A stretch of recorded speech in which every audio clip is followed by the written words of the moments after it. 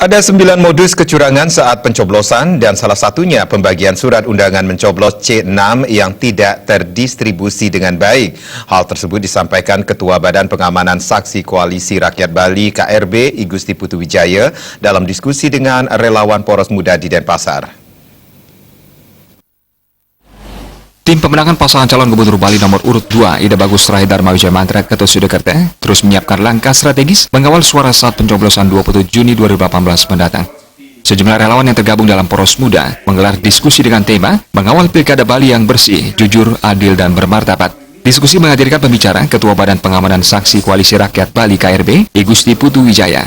Dalam pemaparannya, Gusti Putu Wijaya menekankan mengenai modus operandi kecurangan baik sebelum, saat, dan setelah pencoblosan. Politisi Golkar ini menekankan setidaknya ada 9 modus kecurangan saat pencoblosan. Salah satunya adalah pembagian surat undangan mencoblos C6 yang tidak terdistribusi dengan baik.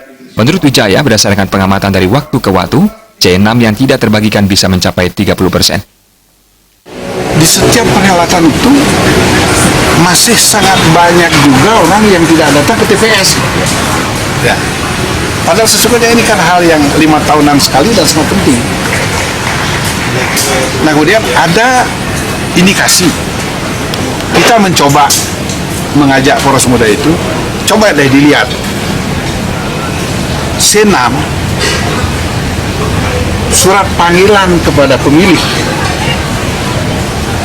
yang disampaikan oleh KPPS ini biasanya dilakukan 3 hari minus H. Apakah sudah semua ini terbagikan? Karena di dalam prakteknya banyak C6 yang tidak terbagikan. Banyak masyarakat yang tidak mendapatkan C6 ini. Nah, kadang-kadang kan kalau masyarakat tidak mendapatkan C6 undangan pemilih, kadang-kadang mereka siapa jadi gubernur sama aja.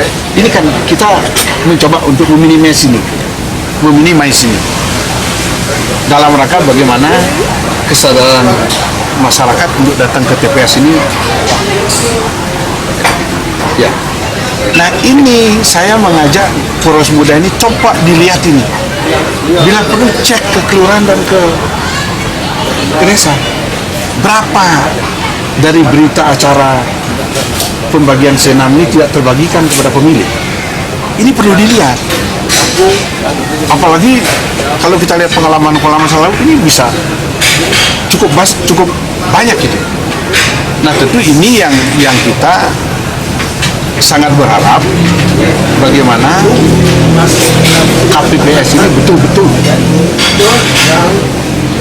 supaya C6 ini sampai ke tangan pemilih dengan baik. Gusti Putu Wijaya menambahkan berbeda dengan pilkada sebelumnya, saat ini Bawaslu menempatkan pengawas sampai ke tingkat TPS. Hal ini bertujuan memastikan pilkada dapat berjalan langsung, umum, bebas, rahasia, jujur, dan adil, atau luber dan jurdil. Masyarakat juga diharapkan berpartisipasi aktif mengawasi jalannya pencoblosan. Joko Andika, Bali TV.